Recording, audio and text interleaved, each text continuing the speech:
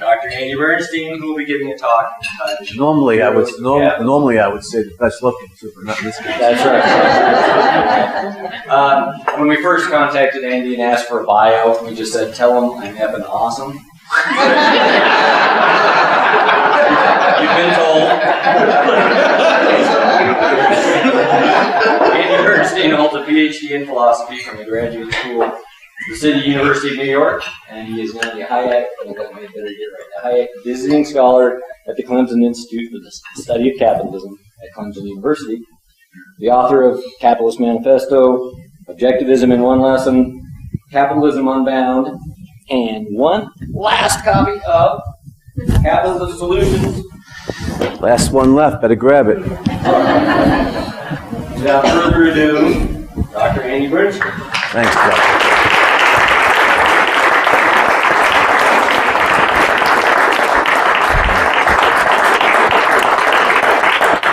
Thank you. Last week, I was down in Guatemala and was speaking at the University Francisco Marroquin, which is a great place, and it was a great trip. And who'd have thunk that a Guatemalan university would be a hotbed of Ayn Rand's philosophy and Austrian economics? But it's a great sign when you put powerful ideas out into the world, like Ayn Rand did, like the Austrian School of Economists from Karl Menger and Eugen von Bauer to von Mises, have done. You never know when you're going to find minds, when you're going to find minds who recognize it. And the UFM, University Francisco Marroquin, is affiliated with a radio station, Libertopolis, the City of Liberty. We did a great interview when I was down there, and they're beaming the message of freedom into Guatemala. Small country, you can have an impact, and they were telling me that one of the impacts there is there's a principle or an amendment in the Guatemalan Constitution that legally prohibits the government from intervening in higher education. The government is not allowed to take any part in higher education, which is entirely private. How's that? That's pretty nice, huh? Because we know what the government funds, the government controls. So if they're not funding it, they're not controlling it. All right. Now, the topic for tonight is heroes of capitalism. Is that right? You didn't mention that. You didn't mention it. Yeah, right. Yeah, the heroes of capitalism. So let me introduce this topic by asking a philosophical question, and that is, what is wealth? What does it mean to be wealthy? And a lot of people think that to be wealthy. By the way, can everybody hear me? All right, good. A lot of people think that what it means to be wealthy is to have a lot of money, but that's not that's not true. I mean, the best way to visualize that is if you were the Tom Hanks character in Castaway, and you're alone on an island somewhere, or Robinson Crusoe. If you had all the gold in the world, it would do you very little good. Maybe you could make a house out of it. And cash, I suppose you could burn it to keep yourself warm at night, but it would do you very little good. Wealth is not money. Wealth is stuff, right? I sound like George Carlin here. Well, wealth is stuff. Wealth is goods. Wealth is services. Wealth is food. Wealth is medical care. Wealth is housing. Wealth is being able to fly from Greenville, South Carolina to Guatemala City to travel there in like 4 hours. This is wealth. Wealth is being able to communicate with your grandmother in San Francisco, or my friend's case, who's from Bulgaria. He Skypes like a few times every week with his mother in Sofia, Bulgaria, his brother in Serbia. This is wealth. You'd be thousands and thousands of miles away and be able to communicate face to face, no less, with loved ones. Now, where does this wealth come from? Above all, the food that we just enjoyed in this fine establishment tonight. I mean, after all, I like to say that that we Americans are proudly the fattest people of history, right? And I say that with great pride, even though, I need to lose like 20 pounds myself, and that's nothing compared. You should come back to South Carolina sometime. You want to see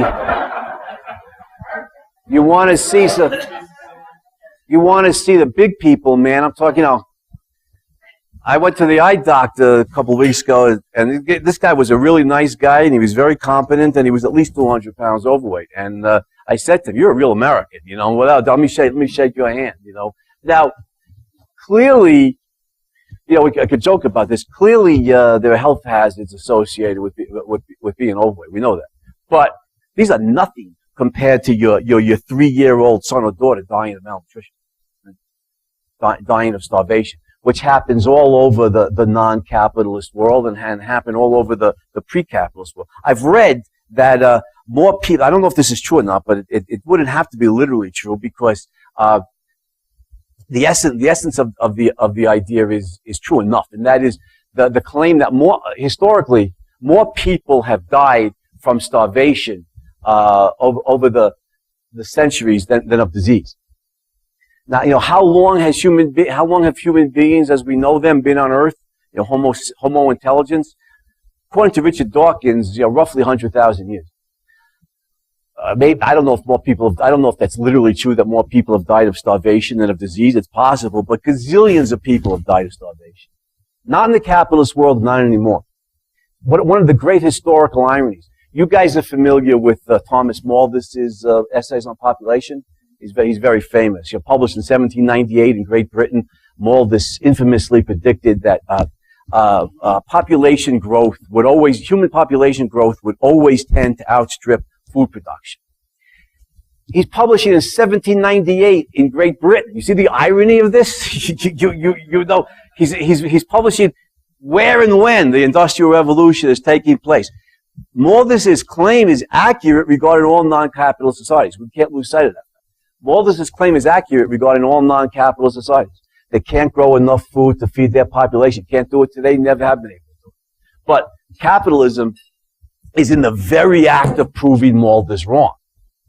And so, the question for tonight is, well, who made this possible? This wealth that you and I take for granted, especially for those of us who were born and raised in the United States. Helen, of course, born and raised under the stinking commies. I can say that with great, with good, I'm sure, you agree with me more than I agree with me, probably. But my daughter, the beautiful 10-year-old Penelope Joy, also born in China, and my ex-wife and I adopted her.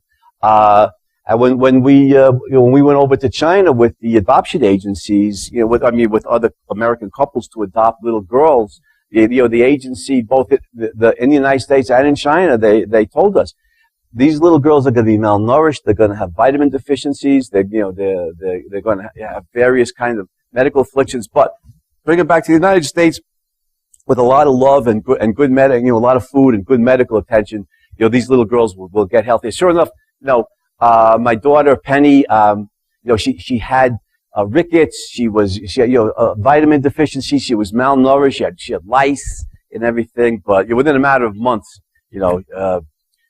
she's flourishing. She's just, and interact with the other parents, and this email pictures of their daughters, and pictures are always the same. This beautiful, healthy Chinese girl running through a park somewhere in the United States with her hair blowing in the breeze, looking very healthy and very happy. So people don't starve to death under capitalism. That's the single most greatest thing about capitalism. Yeah, Steve Jobs did a great thing. I like his phrase. We want to make awesome stuff. And he succeeded. The iPhone is awesome. That stuff is awesome. But, what's really awesome is to walk into the freaking grocery store and have 10 zillion tons of food that you can buy. You never have to worry about your 3-year-old child starving to death. Now, who made this possible? Because we take it for granted. Those of us born and raised in the United States, we take it for granted. Who made this possible? Who are the great heroes who created the abundance, the wealth that we take for granted? That's my topic for tonight. And one of the things that'll become clear as we go through this discussion is that we have been lied to. The government schools, the private schools, the universities, they have lied egregiously about the history of capitalism. And one of the things I wanted to remediate about that is in the Capitalist Manifesto was to tell an accurate, present an accurate depiction of capitalism's history. Now, so what are the causes responsible for this great wealth? Is it capitalism, which is our answer? Is it the labor unions, the hackneyed Marxist answer for the past, 100 or 150 years? Is it government regulation of the economy? What's responsible for the enormous wealth, especially the food that we take for granted in the United States? Well, let's take an objective look at the history here. Notice the claims of the anti-capitalist intellectuals. Let's start with Friedrich Engels, communist writer, colleague of Karl Marx. They co-authored, Marx and Engels, of course, co-authored the Communist Manifesto, published in 1848. There's no way to underestimate the influence they've had. Communism was dominant in the Soviet Union, the Soviet Empire, in China, in North Korea, throughout large parts of Europe and Asia for many decades, and still is to some extent in Asia. Now, Engels wrote a book, Conditions of the Working Class in England in 1844. Engels, of course, the young scion of a wealthy German family owning textile mills in Britain, the early cotton clothing industry, the early textile industry. The Engels family sends young Friedrich to Britain to oversee the family mills. And Friedrich Engels living in a big mansion up on the hill with the other owners, walking around down at the bottom of the hill, looking at the hovels of the poor and the terrible living conditions of the English poor, the English working class in the 1840s, publishes Conditions of the Working Class in England in 1844, which to this day, he published it in 1845, which to this day in 2013 is one of the Bibles of the socialist movement.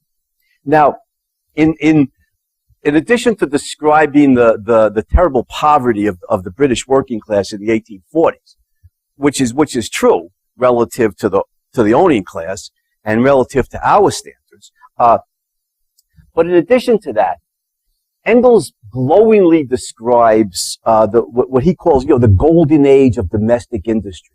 That is prior to the rise of the factory system in late 18th century Britain. Now, history, of course, is not an exact science, right? It's not mathematics. There was a reason why some people prefer mathematics. If you multiply 3 times 3 and get 8, you know what? Well, you made an error. History is not an exact science, but the birth of the Industrial Revolution is the best date is 1785. Which is when the powerful Watt and Bolton steam engines are first applied to driving the power looms in England, and human beings start to manufacture first textiles, first cotton clothing, and eventually all other consumer goods. Start to manufacture them with more than just muscle power, but with machine power. So 1785, often referred to as the Big Bang of the Industrial Revolution. Again, the reason for that is that's the date in which the James Watt steam engine, Watt, of course, perfected the Thomas Newcomen steam engine. He moves to be Scottish. He moves to England. He goes into production with Matthew Bolton at the Soho Engineering Works. They mass produce the steam engine. They sell it to the textile mills. So 1785, the first time it's applied to driving the power looms in the English mills. It's called the Big Bang of the Industrial Revolution. Prior to that, 18th century and earlier, clothes were manufactured by peasants on handloom, and in their huts or hovels. Then it was called the domestic, cottage industry. Now, Engels glorifies this period. He says that the workers lived at higher living standards. They were freer. They were better in every way. Let me quote Engels here. This is from this is on pages 55 and 56 in my first book on capitalism, the Capitalist Manifesto. Anti-capitalist intellectuals have long glorified the life of the working man in the pre-industrial era. They speak glowingly of a lost golden age prior to the development of the factory system, in which the workers lived happily in freedom and prosperity. Friedrich Engels says, quote, their standard of life was much better than that of the factory workers today, 1845. Did you get that? That's a quote from Engels. He's saying that the pre-industrial workers, 18th century and prior, had higher living standards than the factory workers of the 1840s. All right, we'll come back to that. They were not forced to work excessive hours. They themselves fixed the length of their working day and still earned enough for their needs. He claims that the workers had leisure for play and recreation, engaging in sports with their neighbors, quote, bowls and football, unquote, which contributed to their physical health and vitality. If children helped their parents work, it, quote, from Engels, was only an occasional employment and there was no question of an 8 or 12-hour day, unquote. In the absence of child labor, Engels continued, quote, workers' children were brought up at home. Children grew up in idyllic simplicity and in happy intimacy with their playmates, unquote. Now, Engels is only one example. You can look at any number of socialist historians, J.L. and Barbara Hammond. There's a whole slew of them. E.P. Thompson, Eric Hobsbawm, in the 19th and 20th centuries. The whole slew of them that echo this claim that capitalism lowered the living standards of the working class.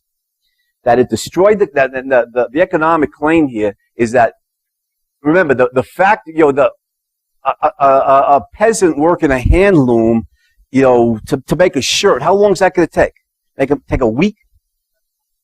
It's going to take a long time. He's working by hand. It's labor intensive. So when he goes into the marketplace to sell it, he has to be compensated for the amount of labor that he's put into it. So that shirt's going to be expensive, right? Relative. Whereas the factories, they're churning out, I don't know, keep the arithmetic simple, 100 shirts a day, not one a week, maybe 1,000 a day. So, given their economies of scale, they're able to go into the marketplace and make a profit by selling the shirt at a much lower price, right? So who are the customers going to prefer to buy the shirts from? The factory shirts, especially back then when people were so poor relative to what they are today. So what does that do to the handloom industry? It puts it out of business. What do the handloom weavers do, according to Marx and Engels? Well, they have to go work in the factories. What they know is, the production of cotton clothing, which is done in the factories.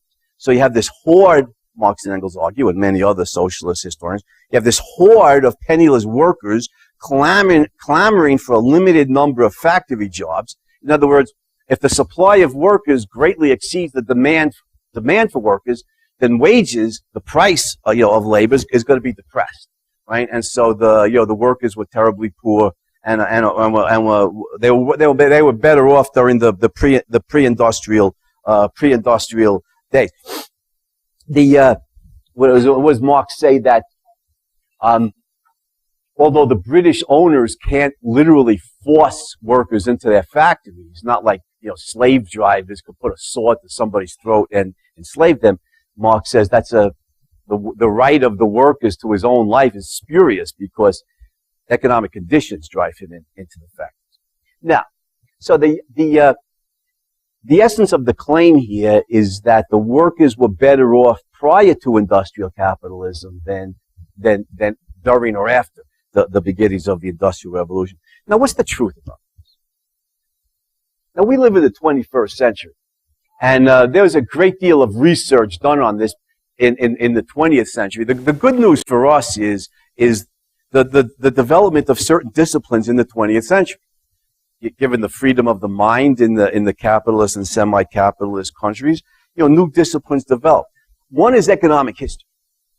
You actually have historians who know something about economics now, who study the economics, the economic data of historical periods, not just the wars and the kings and the endless, the endless, not just the political struggle. And two, of course, is that the science of statistics becomes much more highly developed in the 20th century, and you see economic historians using the science of statistics to analyze the data. We know today, beyond any possible shadow of a doubt, the abysmal destitution of pre-capitalist living standards. Angus Madison one of the most highly respected 20th century economic historians, whose book on this, Phases of Capitalist Development, which you could get from Amazon. Angus Maddison estimates, based on the data available, that in 1760, Great Britain, on the eve of the Industrial Revolution, per capita income in England was $265. And that is, the average English citizen was living on the equivalent of less than $1 a day. This is in 1760 Britain. Britain, the most advanced country in Europe, arguably, I think we could put it more definitively, the most advanced country in the world in the 18th century. This is the country of Newton, Locke, and the Glorious Revolution, the freest nation in the world. And the living standards, per capita income was roughly $250, $260. Anybody want to guess what the life expectancy was in Britain in the 18th century prior to the Industrial Revolution? Yeah, it was under 35. It did not reach 35.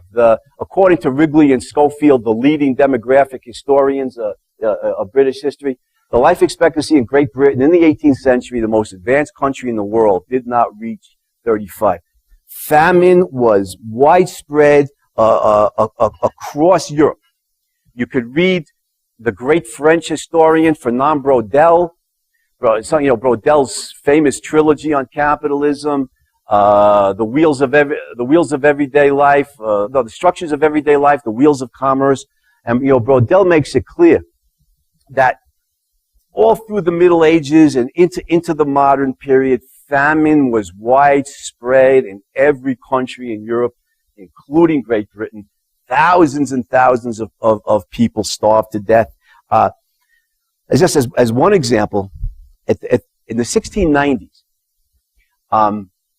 it's interesting today with the issue about climate change, because in the 17th century, the sun had hit what astrophysicists call the Maunder minimum. There was 0 sunspots, and so there was less solar radiation being emitted, and the temperatures were cold. The so-called modern warm period, the 20th century, the sun was at the height of its sunspot cycle. It's giving off, it's emitting greater radiation. Consequently, the Earth was warmer. Well, the sun is cycling down now in the 21st century. We're heading towards the next Maunder minimum, which I think is 2150 or something. The Earth's going to get cold. It is getting cold. Hey, you notice the environmentalists have acknowledged that tacitly? They don't talk about global warming anymore. What are they talking about now? Climate change. They know it's getting colder. They may be evil, but they're not stupid. The Earth is getting colder. And since crops flourish at warmer temperatures rather than colder temperatures, that's not good. But for us in the capitalist world, assuming that capitalism survives, that's not going to be a problem. We'll be able to grow food under capitalism, whether it's colder or not. But not in the 17th century. Those cold climates in the 17th century, during and after the Maunder minimum, caused terrible storms are associated with colder, not with warmer weather. And the terrible winters of the 1690s caused in northern Europe caused massive crop failures. One in Scotland, where the 1690s are known as the lean years. Lean, it means lean. We're talking tens of thousands of human beings literally starving to death in a country whose population was under 2 million. So it's an enormous percentage of the Scottish population starved to death in the 1690s during the lean years because the crop failure. Crash. That's all right. Because of the crop failure brought about by the extreme cold conditions and the inability of the pre-industrial agricultural economy to grow food under those conditions. Now, in Finland was even worse. According to Fernand Braudel, probably the leading historian writing in the 20th century, Braudel says that in the 1690s, in a several-year period, roughly 1/3 of the Finnish population disappeared. He calls it he calls it Brodel calls it the worst Holocaust in European history. There's just millions of people starved to death in Finland. And I asked my good friend Anu Shepala, who many of you know, who's an objectivist from Finland, if they teach that in the Finnish schools. And she said, oh yeah, they teach it as a catastrophe in Finnish history. Now, we can go on with these kinds of examples, but prior to the Industrial Revolution, Europe, to borrow a phrase from Mao, if you don't mind, Helen. No, Mao murdered like 60, 70, 80 million innocent victims. This is not somebody you want to quote, lightly. He's in terms of numbers, he's the worst mass murderer of human history. But Mao referred to what he called third world countries. These starving nations around the world. Europe was a third world continent prior to the Industrial Revolution. It's the poverty levels are like nothing in the world today. Parts of Africa are the poorest nations in the world today. Somalia, as an example, which has no government, hasn't had one in 20 years, is plagued by jihadists, the warlords, euphemism for gangsters, pirates, endless civil war. Life expectancy in Somalia today is something like 35. Most of Africa, it's in the 50s. But even in Somalia today, it's not nearly as destitute as Europe was 250 years ago. I don't know, Somalis have AK-47s, right? They have, advanced technology.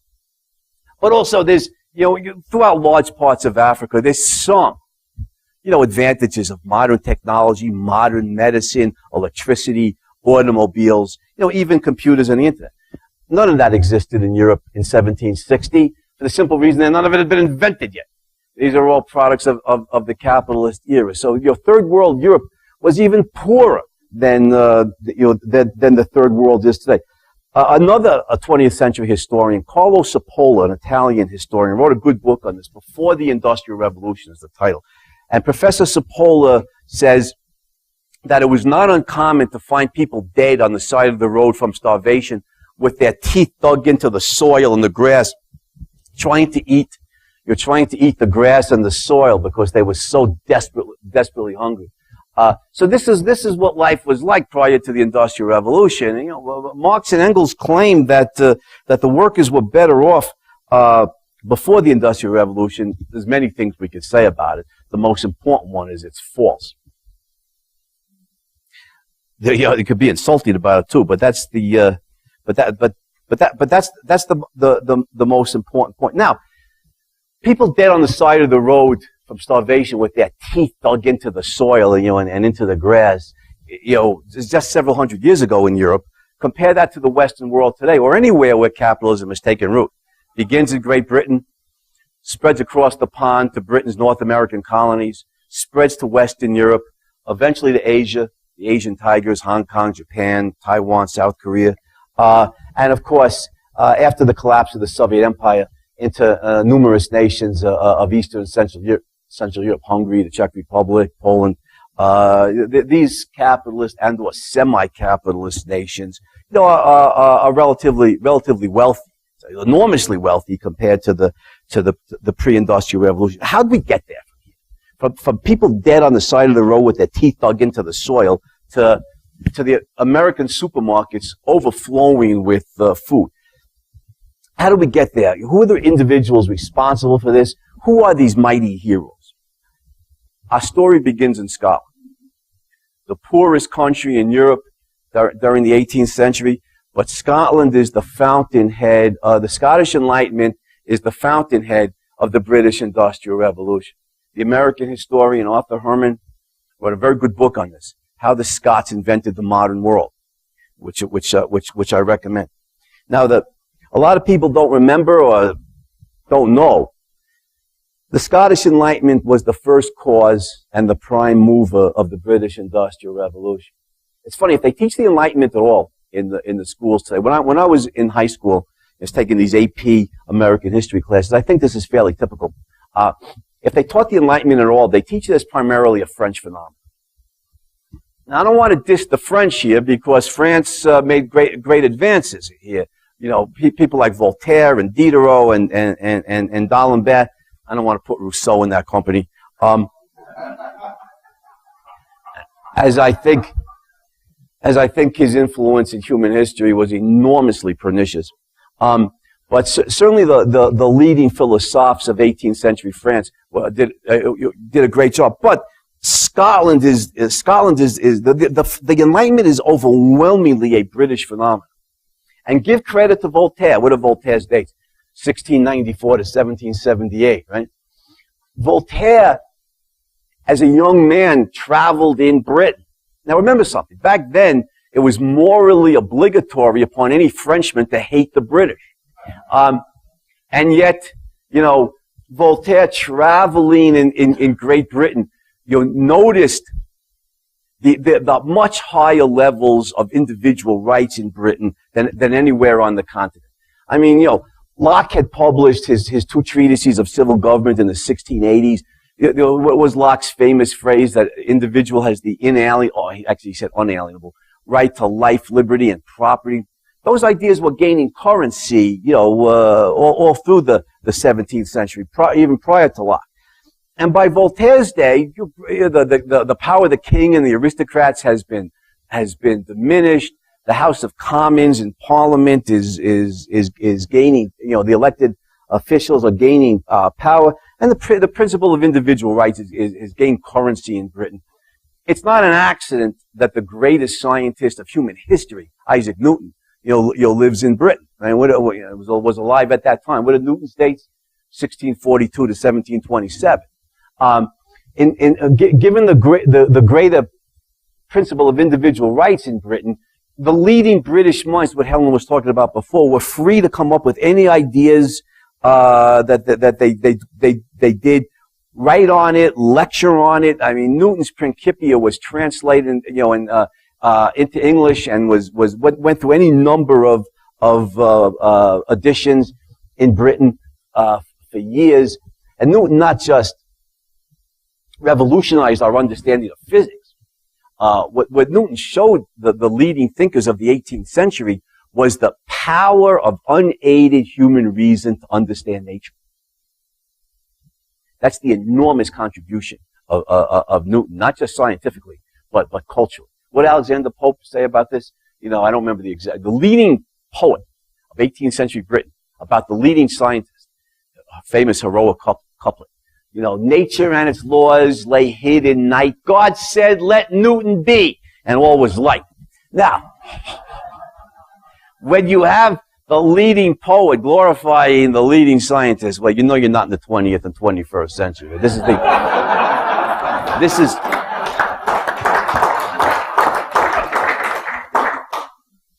Except you could look at Ayn Rand as, you could look at Atlas Shrugged as a love poem to the human mind. So Ayn Rand did exactly that. But anyhow, Newton, again, I want to stress, Newton did not merely revolutionize our understanding of science, as if that weren't enough.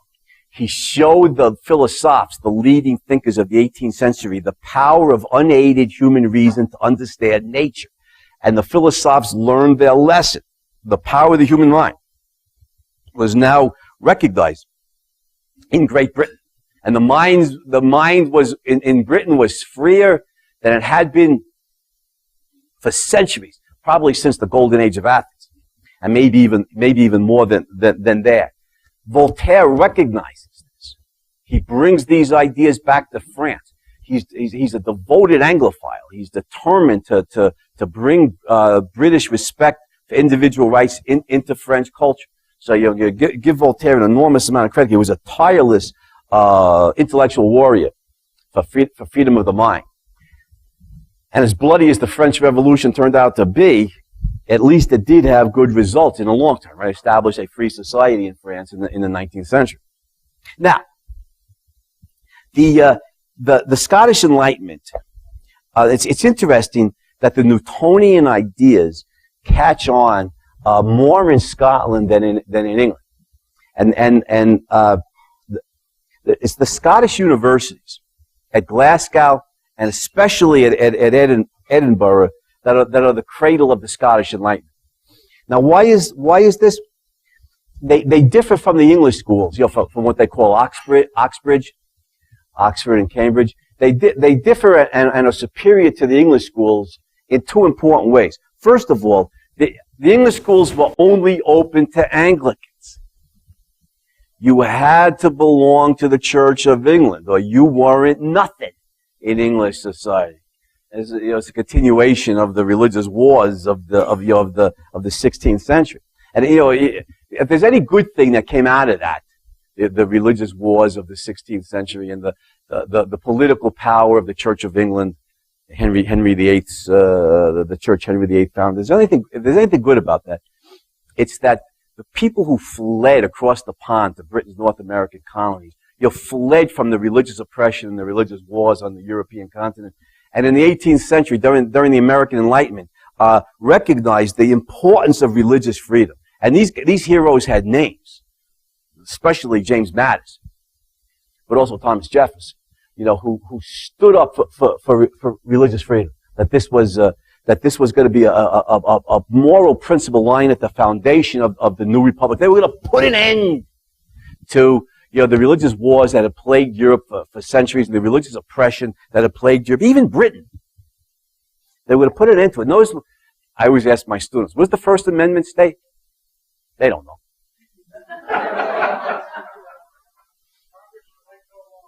Yeah, if they know anything about the First Amendment, they know the second half of the First Amendment about freedom of speech. But the first half of the First Amendment, they're clueless about.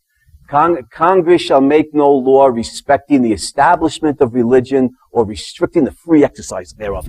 That is a revolution. It's still a revolution. Go to Iran and tell people that. Tell the freaking Ayatollahs that. All over the world. Congress shall make no laws respecting the establishment of religion or restricting the free exercise thereof. There is not going to be a Church of America.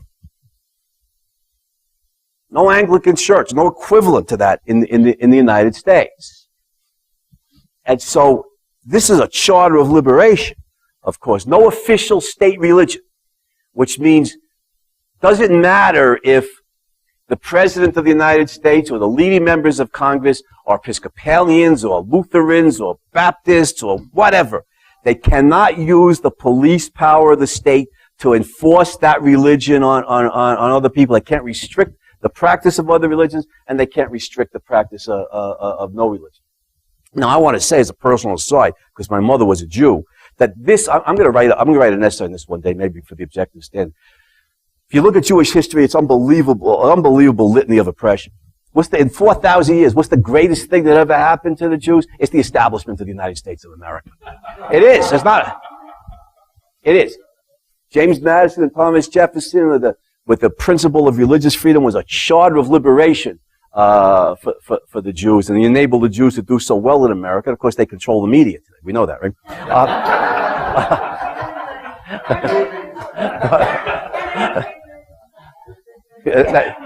That's right. The entertainment industry. Yeah, Hollywood is a lot of Jews in Hollywood.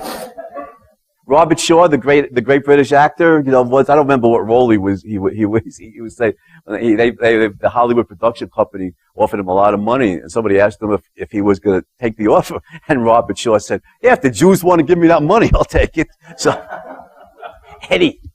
anyhow, the greatest thing in 4,000 years of Jewish history is not the establishment of the state of Israel; it's the establishment of the United States of America. And I think that's absolutely true. The principle of religious freedom. Now, you start to see this in Scotland. Where the English universities were open only to Anglicans. No other Protestants could go there. Never mind Catholics. Never mind Jews. Only Anglicans could go to the English universities. The Scottish universities were open to all.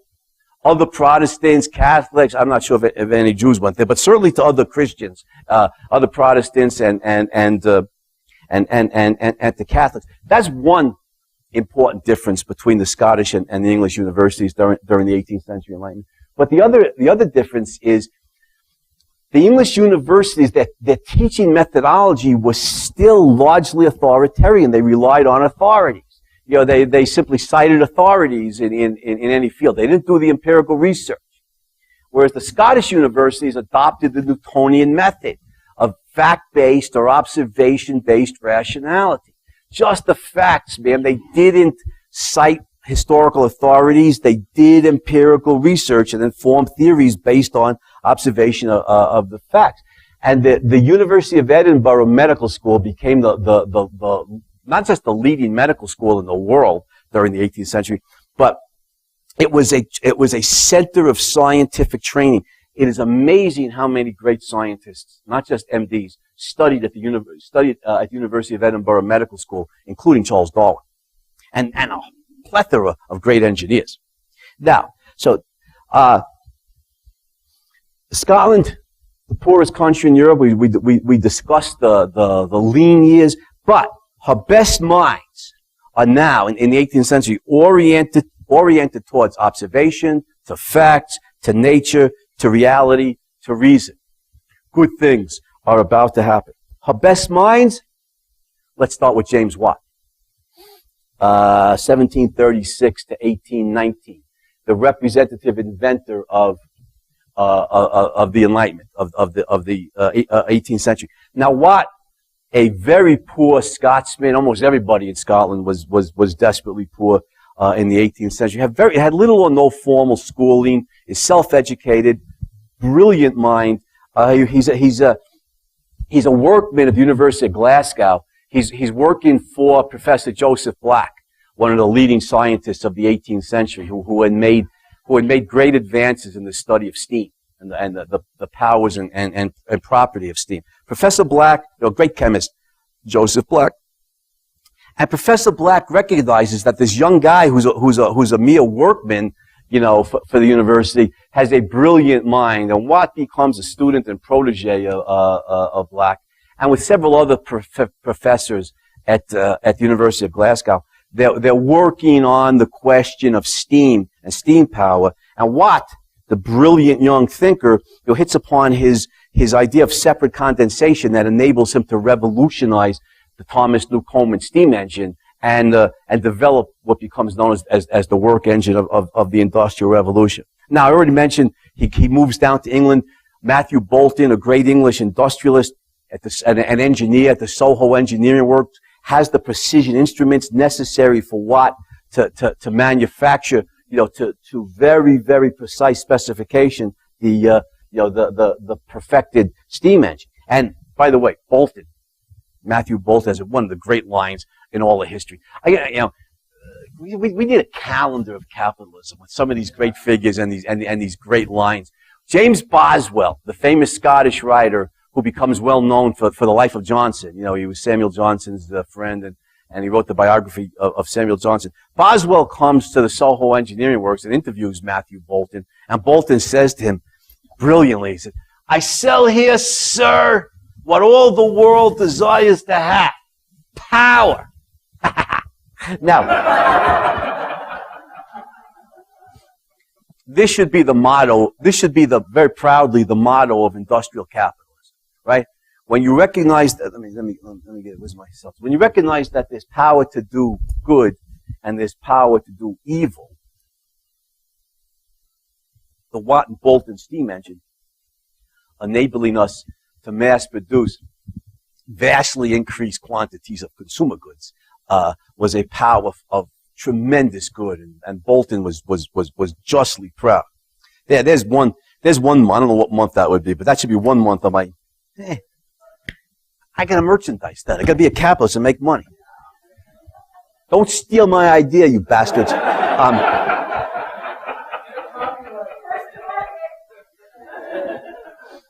My calendar, the Bernstein calendar of capitalism. I like it.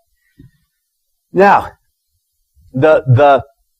notice that the 18th century Scots, desperately poor, more important, reality-based, fact-based, observation-based, reason-based in their thinking, apply their genius to greatly improve mankind's material life.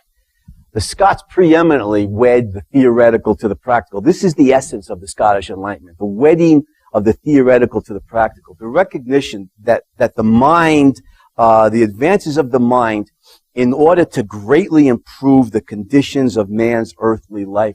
This is the essence of the Scottish Enlightenment. For example, another one of the luminaries of this period, Adam Smith, 1723 to 1790. Adam Smith, of course, a professor of moral philosophy at the University of Glasgow, who revolutionizes our understanding of economics, basically creates the field of economics as a science, with his groundbreaking, revolutionary book, Wealth of Nations, published in 1776, a very good year for liberty. Adam Smith was a member, look at some of the names of some of these organizations. Adam Smith was a charter member of the Edinburgh Society for the Encouragement of Arts, Sciences, Manufacturing, and Agriculture in Scotland. Somewhat lengthy title, but you get the idea. The Edinburgh Society for the Encouragement of Arts, Sciences, Manufacturing, and Agriculture in Scotland. You see the recognition here that the mind is the way we advance in these fields, and all these diverse fields, from the arts to agriculture, are important in improving man's material existence, well, his earthly life. Now, I just give a few of the illustrious Scottish examples that unfortunately are not remembered much anymore. The great Scottish engineer John Macadam, 1756 to 1836. Now, there were no roads to speak of back then. There were trails, unpaved. And when it rains, I hear you guys had a little bit of rain. In fact, I heard it was of biblical proportions. The worst rainstorm in 1,000 years. I don't know how they measure that. The tribes, the Indian tribes back then took careful measurements on how much rainfall, what the rainfall was 1,000 years ago. But anyhow, when it rained, these narrow dirt trails became just mud, a sea of mud, and the horses' hooves would sink up to their forelocks. The wagon wheels would sink to their axles in mud, and you couldn't go anywhere. It'd take months, to get from Glasgow to London by land. Now, John Macadam begins to change all of this. This is a revolution in transportation. According to the stories I've read, Macadam traipsed the length of the British Isles, like 30,000 miles, and he surveyed and studied every so-called road, trail, back alley path, and devised a method for improving the roads. And that is, he knows if you took gravel and just dumped the gravel on the roads, in time, the horses' hooves and the wagon wheels would compact that gravel into the dirt and form a gravel surface, a macadam surface, which is where we get the word macadam today from the great Scottish engineer John Macadam. Later innovations that Macadam himself wasn't responsible for was to combine tar with the macadam surface, which became known as tar macadam or tarmac for short. Now it's interesting. Macadam's name, we use it all the time. The Macadam Road or the plane sitting on the tarmac. We have no idea where that came from. That John Macadam actually made the first roads that we know of in human history. And even greater Scottish engineer was Thomas Telford, 1757 to 1834. Telford was an extraordinary man, even by the standards of his day. He was literally born. His father died when his mother was pregnant. He was born. Destitution is not the word for what Telford grew up in. The hovel or hut that he grew up in had mud walls, straw roof, and a dirt floor. And it's cold in Scotland. And Telford had to work, manual labor from the earliest childhood, but he always studied, gained an education. He became the greatest engineer in British history, designing bridges, canals, roads. Much of the British road system to this day was designed by Telford at the turn of the 19th century. And I forget this, some extraordinary percentage of Telford's work, his bridges and everything, are still functioning. Like 150 years later, there's something like 75% of his work is still is still functioning. It's still viable. So Telford was an extraordinary engineer and a big supporter of commercial capitalism. It's interesting. When I was doing this research for Catman, I felt like I was living in Galt's Gulch. I was like, with all these great minds. But Telford reminds me more of Howard Roark in The Fountainhead, because Telford he was recognized as the greatest engineer in the country. He was in high demand. He could have charged high rates. He charged relatively low rates. Money wasn't what was so important to Telford. It was the work itself that he loved.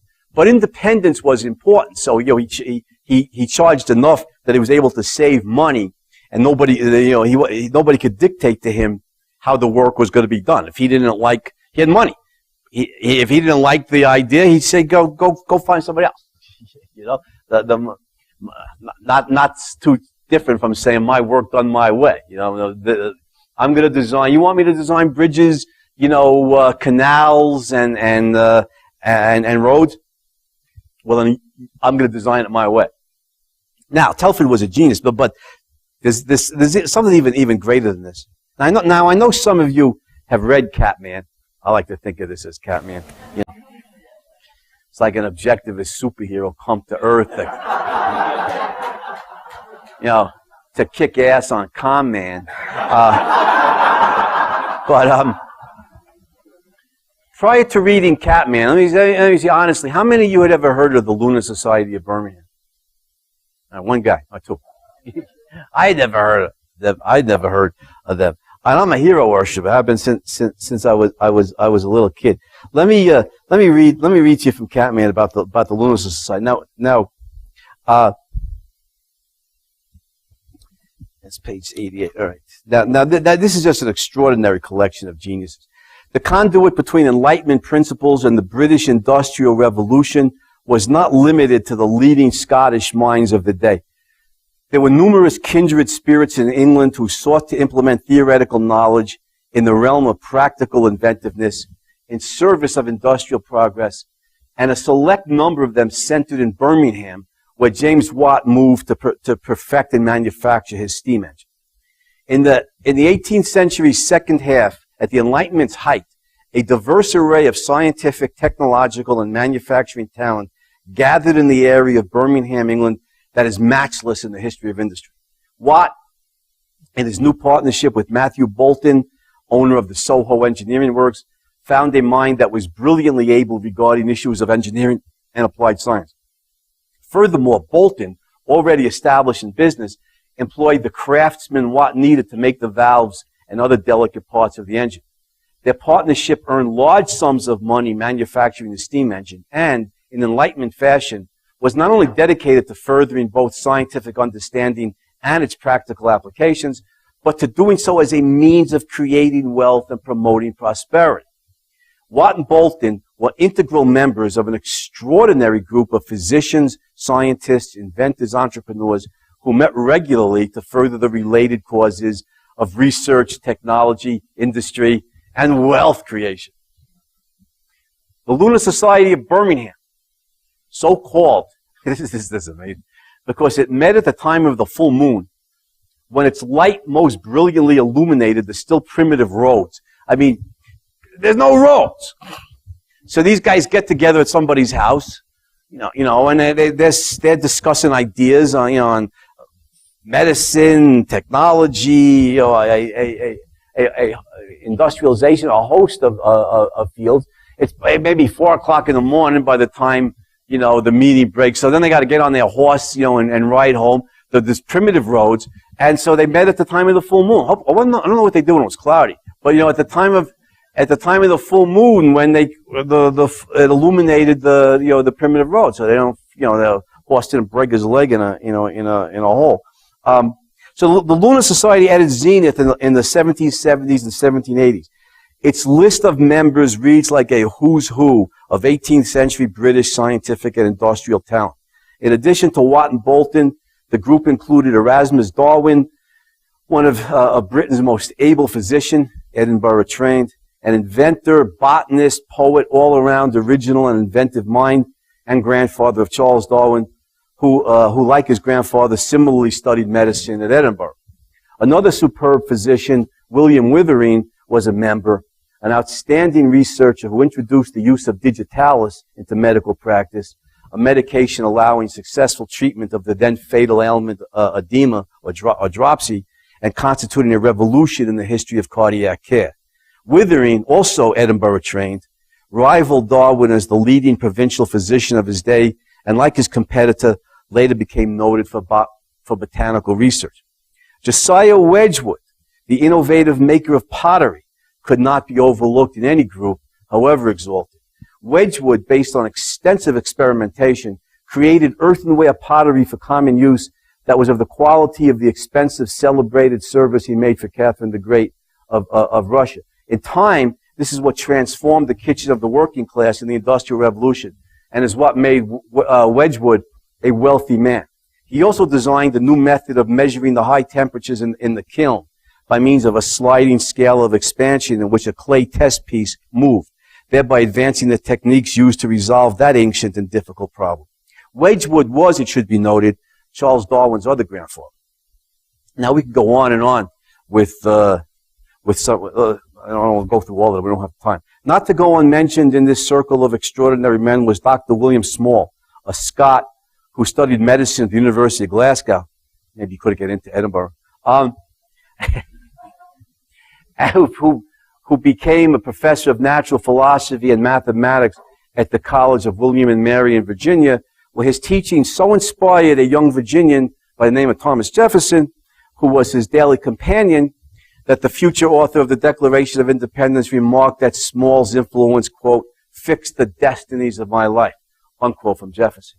Small introduced the lecture method in Virginia, contributed to what later became the new science curricula of the United States, and procured for William and Mary the best collection of scientific apparatus in America. Small was a personal friend of Benjamin Franklin, the greatest American scientist of the 18th century, and upon his return to England, a friend and family physician to Bolton, and a scientific advisor to Watt and Bolton, whose, quote, role in the development of the steam engine industry was too significant for him to have remained entirely unstudied. Small was widely loved for his benevolence and profound wisdom, and while at Birmingham took out several patents for improvements of clocks. But you ain't seen nothing yet. Those of you familiar with the history of science.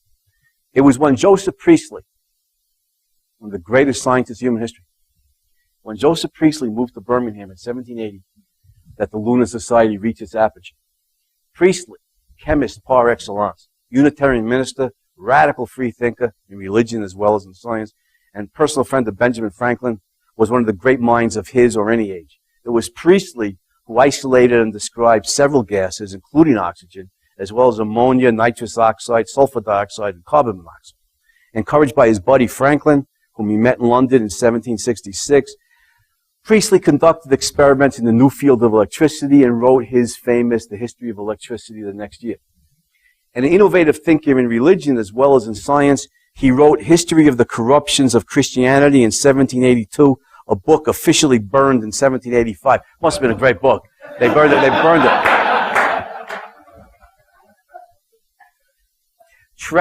Tragically, in 1791, due to strong backlash against the French Revolution, which Priestley supported, an enraged mob burned to the ground the religious radical's home, his library, his laboratory, and his library.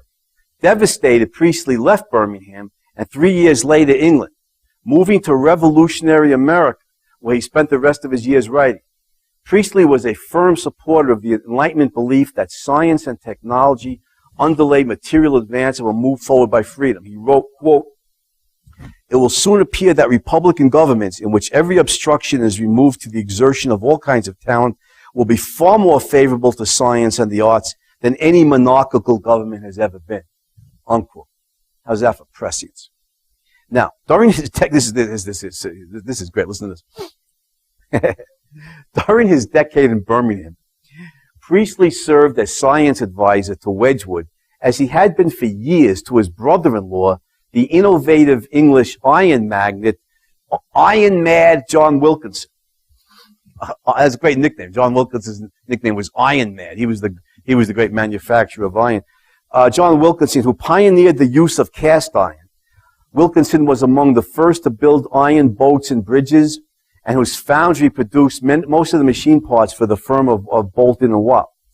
In 1774, Wilkinson had patented a process for boring cannon that was adapted to boring cylinders for Watt's engines with a new and matchless degree of accuracy.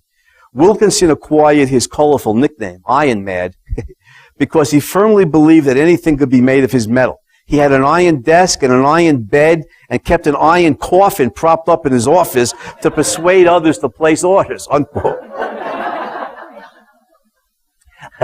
Wilkinson's will was also reputed to be as hard as iron, and he possessed a temper as hot as his furnaces, but it was his new boring machine that finally made the steam engine viable. The relationship between the great scientist, Priestley, the father of pneumatic chemistry, and the industrialist inventors composing the rest of the Lunar Society was a microcosm of the Enlightenment's ideal of the close working relationship between theoretical reason and the progressive forces of inventiveness and industrialization. Priestley, get this, quote, Priestley was no pure scientist to be horrified with the suggestion that his work be turned to use. The mixing of science, applied science, and technology in lunar activities found a supporter in Priestley, and as an industrial research organization, the Lunar Society found in him also a paid consultant, unquote. I think of Priestley as the anti-Stadler, right? He's the exact opposite of Robert Stadler, you know, the great theoretical scientist who's horrified that, you know, his work might be turned to applied science. Remember what he says when Dagny shows him the motor? He's fascinated that the inventor had to, you know, solve all these problems in theoretical science. He has a whole new theory of energy conversion. And then he thinks, well, but why do he want to waste his time making, you know, plumbing equipment? Do you remember Dagny's response? And she says, perhaps he wanted to live on Earth, Dr. Stadler. Well, Robert Stadler, no interest in living on Earth. Joseph Priestley did. Thank God. All right. So many of the lunar men were either Scots or educated at the University of Edinburgh, the cradle of the Scottish Enlightenment, that it is no exaggeration to claim that at times it would seem as though Birmingham itself was an intellectual colony of Scotland. Now, this is good stuff. How are we doing on time here? Oh, it's only a little after 8, right? I got 5 after 10, so I assume that's 5 after 8. Okay. Then, let's go on. These are the heroes of capitalism's earliest days. Anybody learn this stuff in high school or college? No, not me. I spent years doing research for Catman. All right. That's better than the kids learn today. Remember what Colin Powell said to the Iraqi minister at the UN when, you know, during the American invasion of Iraq, the Iraqi minister Saddam Hussein's boy, you know, was mocking American education. He said, I've heard that. He said to Colin Powell, Mr. Secretary, is it true that, like, you know, 60% of Americans can't find Baghdad on a map? And Colin Powell said, yes, but unfortunately for you, they're all in the Marine Corps.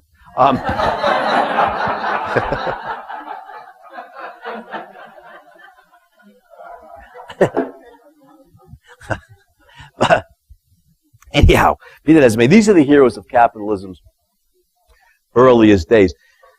Now, these are the individuals who took the first steps to create the immense wealth that we enjoy today. And again, I want to stress, you see the principle here, the essence of the Enlightenment, the application of the mind to applied science, you know, in order to dramatically improve technology, industrialization, agriculture, and to vastly improve human living conditions on Earth. Now, but these are the great heroes. What are the principles involved here? The principles of wealth and prosperity. What are the principles when put into practice that cause abysmal poverty, and which principles, when practiced, are responsible for wealth creation? And I think there's two categories of explanation here.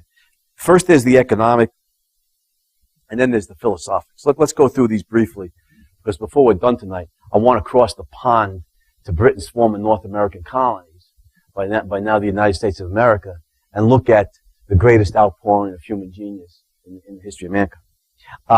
Now, why was pre-industrial revolution, contrary to Marx and Engels, why was the pre-industrial revolution in Europe so destitute that thousands and thousands of people literally are starving to death?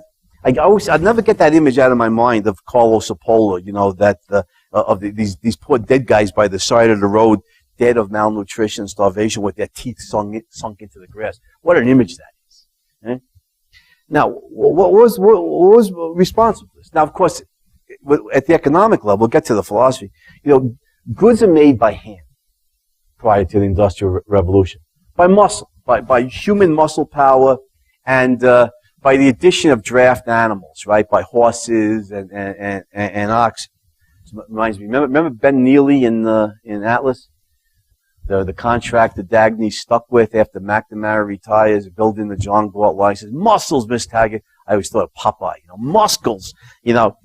Miss Taggart. That's all it takes to build things, in this world. Well, Ben Neely's a spokesman here for Marxism.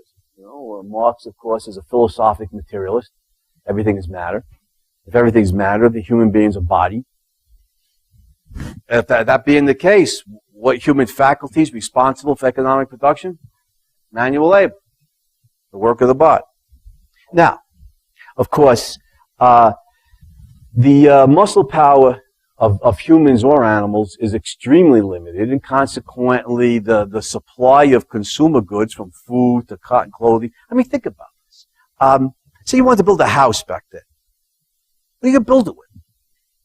I mean, forget power tools, steam shovels, derricks, cranes, and stuff like that. Do you have hammers and nails? I mean, those things have to be manufactured. There's no steel prior to Bessemer and Carnegie. There's enough iron. Yeah, that has to be manufactured. What do you building with wooden mallets? And just and many of the so-called homes were just sticks of wood tied together with string or rope. They didn't even have steel. Shovels or pickaxes, never mind any power tools. It'd take forever to build a home, such as a home was. What did they say was it Samuel Johnson who said in 18th century London that it was very common for just a house all of a sudden collapse and come thundering down on your head, and the made out of wood, with a straw roof, sometimes a dirt floor. One English historian said the only good thing about the houses of the pre-industrial revolution is that they burned down very easily. No, what she meant was that, mud walls, dirt floor, straw roof is filled with vermin. Lice, fleas, rats. So that's what she meant when she said the only good thing you can be said about these hovels was that they burned down very easily, and they did. They burned constantly. So, the supply of consumer goods, from food to cotton clothing to housing to anything you want to name, is severely diminished, undermined by the lack of power to produce them. Muscle power, to put it simply, just is not effective. And consequently, with the supply of X, clothes or housing or food, very low relative to demand for X. What does that do to the price of X? Price rises, right? Basic law of economics, supply and demand. That, if the demand for X is higher than the supply of X, the price will tend to rise.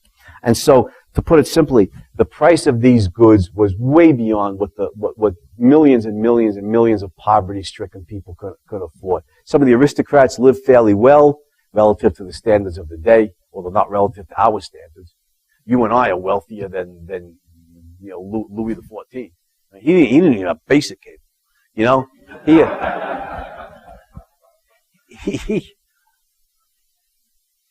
He didn't. I mean.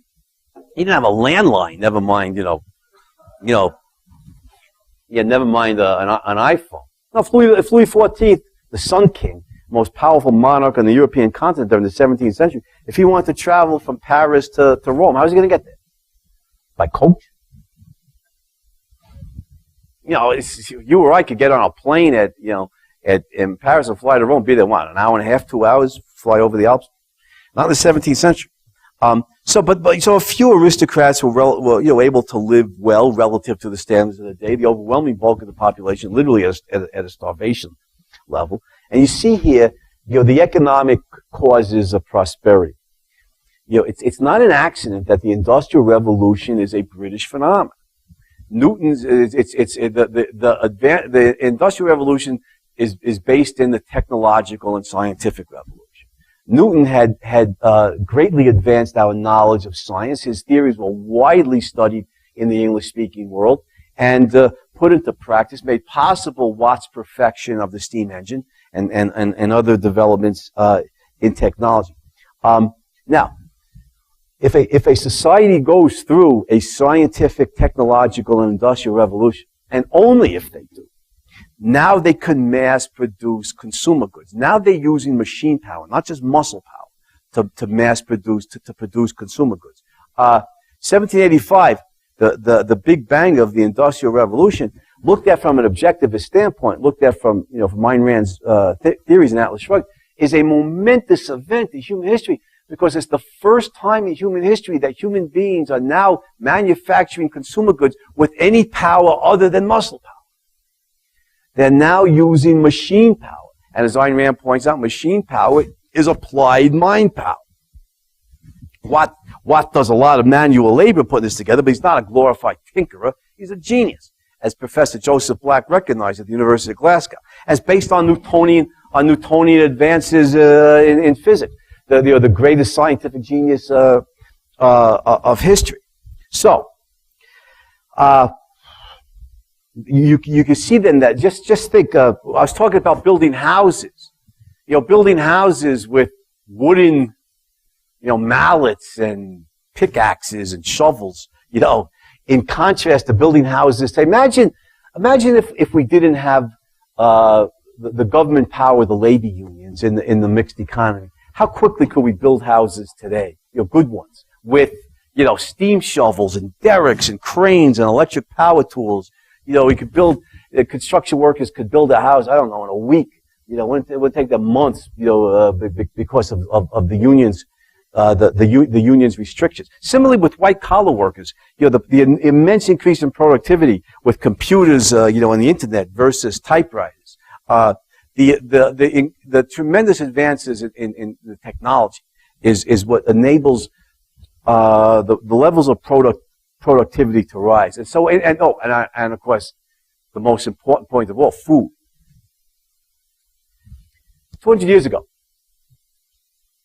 a little more than 200 years ago, Thomas Jefferson was POTUS, right? Was President of the United States. Thomas Jefferson envisioned an agricultural America, where everybody was basically a landowner, owned their own land, worked their own farm, and everything, which made sense at one level. In 1808, 1809, when Thomas Jefferson leaves office, 90% of the U.S. population is farming, growing a very small amount of food. The percentage of the American population farming today, it was like 2%, producing this enormous cornucopia of food. What made that possible? Well, the advances in agricultural science and agricultural technology, especially in America. The greatest agricultural scientist of history was in America, George Washington Carver at Tuskegee Institute in Alabama. But despite the Jim Crow laws and the legally enforced racial segregation, in the southern states, Carver revolutionized our understanding of agricultural science, not just developing peanuts and sweet potatoes and pecans as cash crops, but of course identifying the importance of the principle of crop rotation, which constituted a revolution in agriculture. And based on that, American agricultural scientists have gone further. I mean, today we gene splice. We'll genetically engineer crops to protect them from insect infestation, various germs and stuff. And enables us to grow enormously more food than any other time in history. And in addition to that is the agricultural technology. John Deere, was one of the first guys to take the new steel in the 19th century and make steel plows that could cut through the rough soil of the American Midwest that couldn't be, fertilized, couldn't be cultivated before that. And the company he founded, John Deere, of course, churns out, tractors and combines and state-of-the-art agricultural technology. Let's put it this way. American farmers ain't out there working the North 40 with a plow, with a mule and a hand plow, They're using the state-of-the-art principles from agricultural science and from agricultural technology. And by the way, let me point something out here. The way innovations build upon innovations. Man who gets a lot of the credit for this, rationally, although he certainly doesn't from the American historians, is Andrew Carnegie. Because, Carnegie, of course, running iron foundry, he worked for the Pennsylvania Railroad, made a fortune running iron foundries, in the 1850s. Carnegie, of course, a devout abolitionist, worked for the Union Army during the Civil War, building telegraph, wires for the Union Army in the heat in Virginia, and he collapsed from a combination of heat prostration and overwork. And later on, spent his summers, after the Civil War was over, he'd go home to his native Scotland, during the summer where it was cool. And he spent a lot of time. He was always sensitive to the heat after that. He spent a lot of time in Britain. And one of the great things that comes out of this is in the mid-19th century, the English inventor Henry Bessemer revolutionizes the process for making steel. Prior to that, the steel was very expensive, it was brittle, it was basically useless.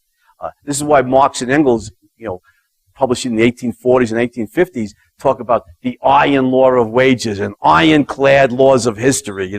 There's no steel. So, iron was, the state-of-the-art,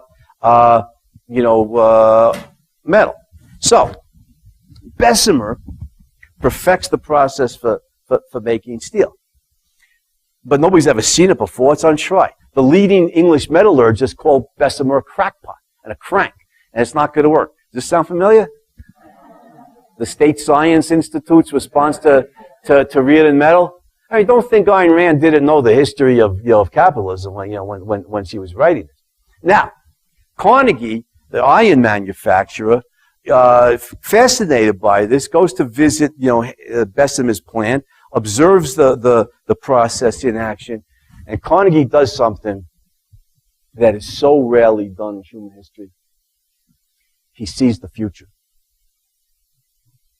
Carnegie sees what the English metallurgists do not see, that Bessemer's process is an enormous advance in the manufacture of steel. He wants to use the Bessemer process, comes back to America, wants to tear down his iron foundries and build steel mills, based on the Bessemer process. His partners are skeptical. It's never been tried. It's weird, Carnegie buys them out. He tears down the foundries. He builds steel mills. He employs the Bessemer process, and he goes into production. And he cranks out steel over the next 30 years. Such an immense supply of steel that it is the supply of steel is so high relative to demand for steel that he's able to bring the price of steel way down. Look at what this makes possible. Innovations build upon innovations. The skyscraper developed in Chicago in the 1870s, not New York, but in Chicago by William LeBaron Jenney and his student Louis Sullivan. Ayn Rand later modeled the character Henry Cameron after in The Fountainhead. One of the things that makes the construction of skyscrapers first in Chicago and then in New York viable, financially viable, is the inexpensive supply of steel. If steel was enormously expensive, skyscrapers would have been prohibitively expensive. You couldn't build them. The Carnegie's mass production of steel made possible the popularity of the distinctively American contribution to architecture, skyscrapers. Furthermore, what is Henry Ford going to do when he wants to revolutionize, America's means of personal transportation? He wants to, replace the horse and buggy with the automobile. But if steel was expensive, could he have manufactured automobiles so inexpensively that millions of American customers could have afforded it? He could not. Carnegie made that possible too. And last but not least, most important of all, the most important commodity of all, food. John Deere's company has an inexpensive supply of steel to build tractors and combines, and thereby state-of-the-art agricultural technology, and thereby immensely increase the supply of food produced in the United States. And it's really fascinating, one, how innovations build upon innovations, and two, Andrew Carnegie does not get the credit, for the enormous legacy that he bequeathed us, so much that we take for granted, because of Carnegie's ability to see the future, and mass produce enormous quantities of steel. Now, this is so I was talking about the production of food stuff. Now we're using machine power, tractors and combines and stuff. Notice in the 18th century, it was a revolution, right? We went from muscle power to steam power. In the 19th century, because of Edison and people like that, to electricity. 20th century, to nuclear, if the environmentalists would ever, let that happen. And you see the tremendous increase in the amount of power that human beings have to mass-produce consumer goods. I sell here, sir, what all the world desires to have, power. And when you do that, you immensely increase the supply of consumer goods relative to the demand for those goods, which means you bring the prices down, and those things become affordable by the overwhelming preponderance of the population. Food is now affordable by the overwhelming number of people in the free world, or the semi-free world, and nobody starves to death. There's never been a famine in the history of a capitalist nation that I was able to identify. Now, machine power, which is applied mind power. Now, how do we promote such applied mind power? Nobody knew the answer to that question explicitly until Atlas Shrugged, until Ayn Rand, although the founders of the American Republic had known it implicitly and put it into practice. But Ayn Rand identifies, of course, that the mind is the source of wealth. Right? The mind is our tool of survival. The mind is the means by which we figure out how to grow food, how to cure diseases, how to build, homes and schools, etc. The mind is the means by which we improve human life on this earth, and this part of the theme of Atlas Shrugged. And the related part is the mind requires political economic freedom. Helen, gave a great talk on that before. In the pre-capitalist societies, under the monarchy, under feudalism, under the church, under the official established state religion, of course, the independent mind was stifled. Examples of this abound. Galileo, of course, threatened with torture. Giordano Bruno burned at the stake. Voltaire and Diderot imprisoned by the ancient regime. D'Alembert intimidated by the ancient regime into abandoning the work on the encyclopedia. This is the 17th century. It's not the Dark Ages. Even as late as the 17th century, during the Age of Reason, you see the repressive apparatus of state and church suppressing the leading minds in Western Europe. It had been vastly worse in the previous centuries. When the church burned heretics at the stake by the untold thousands of them. I got a great story on this. Do I have time? Michael, I got this from the great American historian, Will Durant, and I love the story of civilization. I think in all of its massive 11 volumes, I think everybody should have the story. Every educated person should have the story of civilization in his library. Michael, what's his name? Michael Severitas, I think was his name. He was a Spaniard, in the 16th century. It's the Reformation. It's not the Dark Ages. This is not the 5th to the 9th century. 16th century Reformation. Spaniard. He made advances in anatomy. He was an innovator in science, and he was an innovative thinker in religion too. During the Reformation, that's not conducive to your lifestyle, to your life expectancy, right? And so he wrote a book, which had his own theories on religion, on Christianity. He was a Christian, but his own views on Christianity.